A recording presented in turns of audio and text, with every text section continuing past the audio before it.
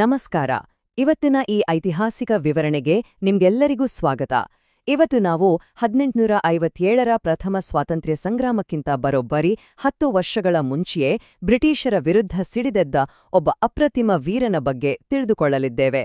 ಉಯ್ಯಾಲವಾಡ ನರಸಿಂಹರೆಡ್ಡಿಯವರ ಜನನದಿಂದ ಹಿಡಿದು ಮರಣದವರೆಗಿನ ಸಂಪೂರ್ಣ ಜೀವನ ಚರಿತ್ರೆಯನ್ನ ನಾವಿಂದು ನೋಡಲಿದ್ದೇವೆ. ಬನ್ನಿ, ಈ ರೋಚಕ ಪಯಣವನ್ನ ಶುರು ಮಾಡೋಣ. ಈ ಸಂಚಿಕೆಯಲ್ಲಿ ನಾವು ಅವರ ಜೀವನದ 6 ಪ್ರಮುಖ ಘಟ್ಟಗಳನ್ನ ನೋಡಲಿದ್ದೇವೆ. ಜನನ ಮತ್ತು ಹಿನ್ನೆಲೆ, ಬ್ರಿಟಿಷರ ಆರ್ಥಿಕ ಶೋಷಣೆ, ದಂಗೆಯ ಆರಂಭ, ಅವರ ಹೋರಾಟ ಮತ್ತು ವಿಜಯಗಳು, ಸೆರೆ ಮತ್ತು ಮರಣ, ಹಾಗೆ ಕೊನೆಯದಾಗಿ ಅವರ ಅಮರ ಪರಂಪರೆ. ಮೊದಲನೆಯದಾಗಿ ಅವರ ಜನನ ಮತ್ತು ಹಿನ್ನೆಲೆ, ಅಂದ್ರೆ ನೊಸ್ಸಂನ ಪಾಳೆಯಗಾರರಾಗಿ ಅವರ ಆರಂಭ. ನರಸಿಂಹರೆಡ್ಡಿಯವರು 1806ರಲ್ಲಿ ಜನಿಸ್ತಾರೆ. ಇವರು ಕೊಯ್ಲಾಕುಂಟ್ಲ ಪ್ರದೇಶದಲ್ಲಿ ತುಂಬಾನೇ ಪ್ರಭಾವ ಹೊಂದಿದ್ದ ಪಾಳೆಯಗಾರರ ವಂಶಕ್ಕೆ ಸೇರಿದವರು. ಇಲ್ಲಿರೋ ರೇನಾಟಿ ಸೂರ್ಯಚಂದ್ರುಲು ಅನ್ನೋ ದಾಖಲೆ ಅವರ ಶೌರ್ಯದ ಬಗ್ಗೆ ಹೇಳುತ್ತೆ.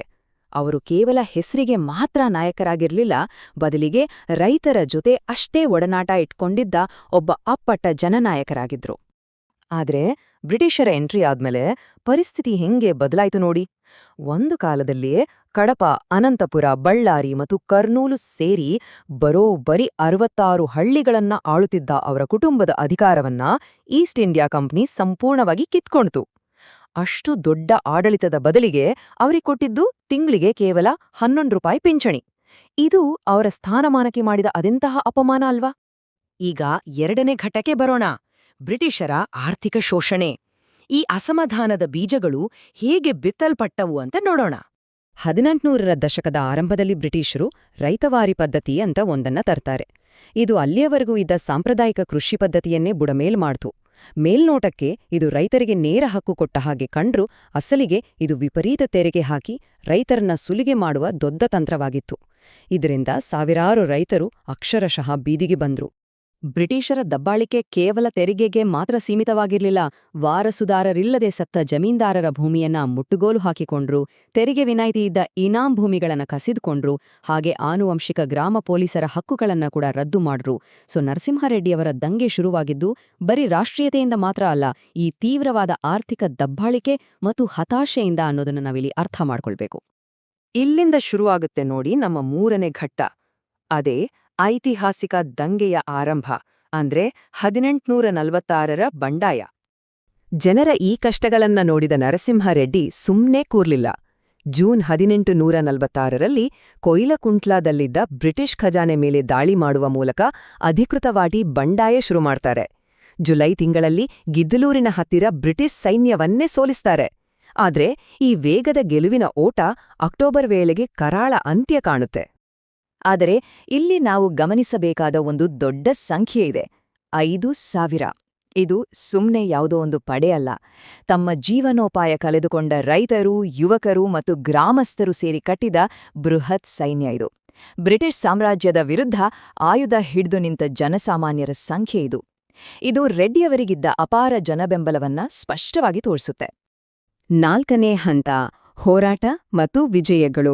ಸಾಮ್ರಾಜ್ಯದ ವಿರುದ್ಧ ಅವರು ಹೇಗೆ ಕಾದಾಡಿದ್ರು ಅನ್ನೋದನ್ನ ನಾವೀಗ ನೋಡೋಣ. ಬ್ರಿಟಿಷರ ಹತ್ತಿರ ಅತ್ಯಾಧುನಿಕ ಶಸ್ತ್ರಾಸ್ತ್ರಗಳಿದ್ವು. ಆದರೆ ನರಸಿಂಹರೆಡ್ಡಿ ನೆಲ್ಲಮಲ ಬೆಟ್ಟಗಳ ಕಠಿಣ ಭೌಗೋಳಿಕ ಪರಿಸ್ಥಿತಿಯನ್ನ ಬಳಸ್ಕೊಂಡು ಗೆರಿಲ್ಲ ತಂತ್ರಗಳನ್ನ ಮಾಡಿದ್ರು. ಜೊತೆಗೆ ವಡ್ಡೆ ಓಬಣ್ಣ ಮತ್ತು ಗೋಸಾಯಿ ವೆಂಕಣ್ಣ ಅವರಂತಹ ವಿಶ್ವಾಸಾರ್ಹ ಸೇನಾಪತಿಗಳು ಈ ಕದನಗಳಲ್ಲಿ ಅವರಿಗೆ ಹೆಗಲಿಗೆ ಹೆಗಲು ಕೊಟ್ಟು ನಿಂತಿದ್ರು ಅನ್ನೋದನ್ನ ಈ ಐತಿಹಾಸಿಕ ದಾಖಲೆಗಳು ನಮ್ಗೆ ಹೇಳ್ತವೆ. 10,000 ರೂಪಾಯಿಗಳು. ಆ ಕಾಲದಲ್ಲಿ ಇದೊಂದು ಬೃಹತ್ ಸಂಪತ್ತು.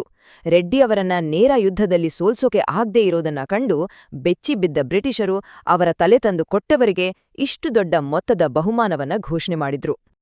ಇಲ್ಲಿಂದ ನಮ್ಮ 5ನೇ ಘಟ್ಟ ಶುರುವಾಗುತ್ತೆ.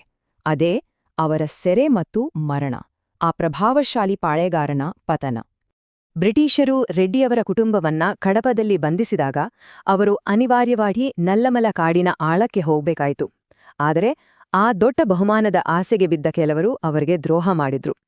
ಅಕ್ಟೋಬರ್ 6, 1846ರ ಮಧ್ಯರಾತ್ರಿ ಜಗನ್ನಾಥಕೊಂಡದಲ್ಲಿ ಬ್ರಿಟಿಷ್ ಸೈನ್ಯ ಅವರನ್ನ ಸುತ್ತುವರೆದು ಬಂಧಿಸಿತು. ಭಾರಿ ಸರಪಳಿಗಳಿಂದ ಕಟ್ಟಿ ಅದೇ ರಕ್ತಸಿಕ್ತ ಬಟೆಯಲ್ಲಿ ಮೆರವಣಿಗೆ ಮಾಡಿದರು. ಜನರಲ್ಲಿ ಭೀತಿ ಹುಟ್ಟಿಸುವುದೇ ಬ್ರಿಟಿಷರ ಮುಖ್ಯ ಉದ್ದೇಶವಾಗಿತ್ತು. ಈ ದಂಗೆಯ ನಂತರ ಏನಾಯ್ತು ಅಂತ ಈ ಪಟ್ಟಿಯನ್ನೊಮ್ಮೆ ನೋಡಿ. ಬರೋಬ್ಬರಿ 901 ಜನರನ್ನ ಬಂಧಿಸಿ ವಿಚಾರಣೆ ಮಾಡಿದ್ರು. ಅದರಲ್ಲಿ 112 ಜನರಿಗೆ ಕಠಿಣ ಶಿಕ್ಷೆ ಕೊಟ್ಟು ಅಂಡಮಾನ್ ದ್ವೀಪಗಳಿಗೆ ಕಳಿಸಿದ್ರು. ಆದ್ರೆ ಈ ಇಡೀ ಪ್ರಕ್ರಿಯೆಯಲ್ಲಿ ಮರಣದಂಡನೆ ಶಿಕ್ಷೆ ಸಿಕ್ಕಿದ್ದು ಮಾತ್ರ ಒಬ್ಬರಿಗೆ, ಅದೇ ದಂಗೆಯ ನಾಯಕ ನರಸಿಂಹರೆಡ್ಡಿಯವರಿಗೆ. 1886ರ ಜಿಲ್ಲಾ ಕೈಪಿಡಿಯಲ್ಲಿರೋ ಈ ಮಾತು ಎಂಥವರನ್ನೂ ಬೆಚ್ಚಿಬೀಳಿಸುತ್ತೆ. ಫೆಬ್ರವರಿ 22, 1847ರಂದು ಬ್ರಿಟಿಷರು ರೆಡ್ಡಿಯವರನ್ನ ಸಾರ್ವಜನಿಕವಾಗಿ ಗಲ್ಲಿಗೇರಿಸಿದ್ರು. ಆದ್ರೆ ಆ ಕ್ರೌರ್ಯ ಅಲ್ಲಿಗೆ ನಿಲ್ಲಿಲ್ಲ. ಭವಿಷ್ಯದಲ್ಲಿ ಯಾರೂ ದಂಗೆ ಏಳ್ಬಾರ್ದು ಅಂತ ಅವರ ರುಂಡವನ್ನ ಕೊಯಿಲಕುಂಟ್ಲ ಕೋಟೆಯ ಮೇಲೆ ಬರೋಬ್ಬರಿ 30 ವರ್ಷಗಳ ಕಾಲ ನೇತಾಡುವಂತೆ ಮಾಡಿದ್ರು. ಅದೆಷ್ಟು ಅಮಾನವೀಯ ಅಲ್ವಾ? ಕೊನೆಯದಾಗಿ 6ನೆಯ ಘಟ್ಟ, ಅವರ ಅಮರ ಪರಂಪರೆ, ಆ ನಾಯಕನ ಸ್ಮರಣೆ. ಬ್ರಿಟಿಷರು ಅಷ್ಟು ಕ್ರೂರವಾಗಿ ದಂಗೆಯನ್ನ ಹತ್ತಿಕ್ಕಿದ್ರೂ ರೆಡ್ಡಿಯವರ ತ್ಯಾಗ ಖಂಡಿತ ವ್ಯರ್ಥ ಆಗ್ಲಿಲ್ಲ. ರಾಯಲಸೀಮೆ ಜನರ ಸಾಂಸ್ಕೃತಿಕ ಪ್ರಜ್ಞೆಯಲ್ಲಿ ಅವರು ಶಾಶ್ವತವಾಗಿ ಉಳಿದುಕೊಂಡ್ರು. ಇವತ್ತು ಅವರ ಗೌರವಾರ್ಥ ಕರ್ನೂಲಿನ ಓರ್ವಕಲ್ ವಿಮಾನ ನಿಲ್ದಾಣಕ್ಕೆ ಅವರ ಹೆಸರಿಡಲಾಗಿದೆ. ಶಾಲಾ ಪಠ್ಯಪುಸ್ತಕಗಳಲ್ಲಿ ಅವರ ಜೀವನ ಚರಿತ್ರೆ ಇದೆ. ಹಾಗೆ ದೊಡ್ಡ ದೊಡ್ಡ ಸಿನಿಮಾಗಳು ಕೂಡ ಅವರ ವೀರಗಾಥೆಯನ್ನ ಜಗತ್ತಿಗೆ ಪರಿಚಯಿಸಿವೆ. ಈಗ ಕೊನೆಯದಾಗಿ ಒಂದು ಆಳವಾದ ಪ್ರಶ್ನೆ ನಮ್ಮನ್ನ ಕಾಡುತ್ತೆ. ಕೇವಲ ಒಂದು ಪ್ರಾದೇಶಿಕ ದಂಗೆ 1846ರಲ್ಲೇ ಬ್ರಿಟಿಷ್ ಸಾಮ್ರಾಜ್ಯವನ್ನೇ ನಡುಗಿಸಬಹುದಾದರೆ ನಮ್ಮ ಇತಿಹಾಸದ ಪುಟಗಳಲ್ಲಿ ಇನ್ನೂ ಎಷ್ಟು ಮರೆಯಾದ ವೀರರು ನಮ್ಮ ಶೋಧನೆಗಾಗಿ ಕಾಯ್ತಿರಬಹುದು ಅಲ್ವಾ? ಉಯ್ಯಾಲವಾಡ ನರಸಿಂಹರೆಡ್ಡಿಯವರ ಈ ಸ್ಫೂರ್ತಿದಾಯಕ ಐತಿಹಾಸಿಕ ವಿವರಣೆಯನ್ನ ನೋಡಿದ್ದಕ್ಕೆ ನಿಮ್ಗೆಲ್ಲರಿಗೂ ಧನ್ಯವಾದಗಳು. ಹೀಗೆ ಇತಿಹಾಸದ ಅನ್ವೇಷಣೆ ಮಾಡ್ತಾನೇ ಇರೋಣ.